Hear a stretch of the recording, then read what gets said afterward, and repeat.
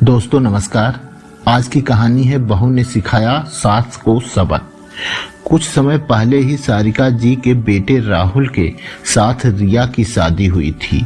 जैसा कि हर घर में होता है, सास बहू के आने के साथ ही घर की सारी जिम्मेदारी बहू को सौंप देती है।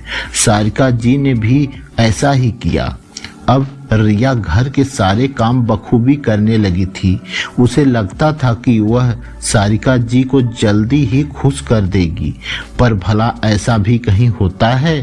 कोई बहू आज तक सास को पूरी तरह से खुश कर पाई है क्या? सारिका जी दिन भर किसी न किसी बात पर रिया को टोकती रहती। ऐसे नहीं बहू, हमारे यहाँ ऐसे नहीं होता, ऐसा तुम्हारे मायके में होता होगा, और उसकी कमियां निकालती रहती।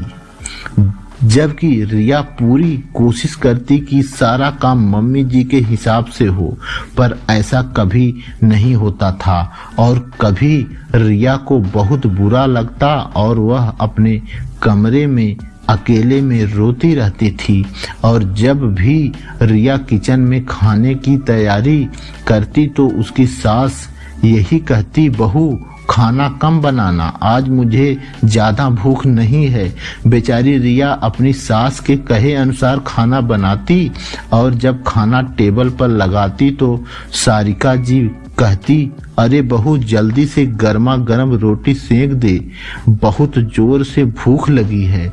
और खूब अच्छे से खाना खाती और बची हुई सब्जी राहुल की प्लेट में डाल देती। राहुल को पता ही नहीं रहता कि अब और सब्जी नहीं है, और कई बार रिया के लिए सब्जी बचती ही नहीं थी और उसे सूखी रोटी ही खानी पड़ती थी। पहले तो रिया को समझ नहीं आया कि उसके साथ ऐसा क्यों कर रही हैं, पर धीरे धीरे वो सब समझ गई कि सारिका जी यह सब कुछ जानबूझकर कर रही हैं। अब रिया ने अपनी सास को सबक सिखाने की तरकीब निकाली और अगले दिन जैसे ही सारिका जी ने फिर रिया से कहा, रिया 3 नहीं 2 ही आलू की सब्जी बहुत है, मुझे तो वैसे भी भूख नहीं है। तब रिया ने 2 ही आलू की सब्जी बनाई और खाना टेबल पर लगाने से पहले ही अपने हिस्से की सब्जी निकालकर घर में किचन में ही रख दी और सबको खाना के लिए आवाज लगा दी और खुद रोटियां सेकने चली गई। जब सारिका जी ने सब्जी देखी और रिया से पूछा तो उसने बोला, मम्मी जी आपने ही तो कहा था कि आपको भूख नहीं है, तो मैंने 2 ही आलू की सब्जी बनाई। अब राहुल के सामने सारिका जी से कुछ भी बोलते नहीं बना। उस दिन उन्होंने बस 1 ही रोटी खाई और बाकी सब्जी रोज की तरह राहुल की प्लेट में डाल दी।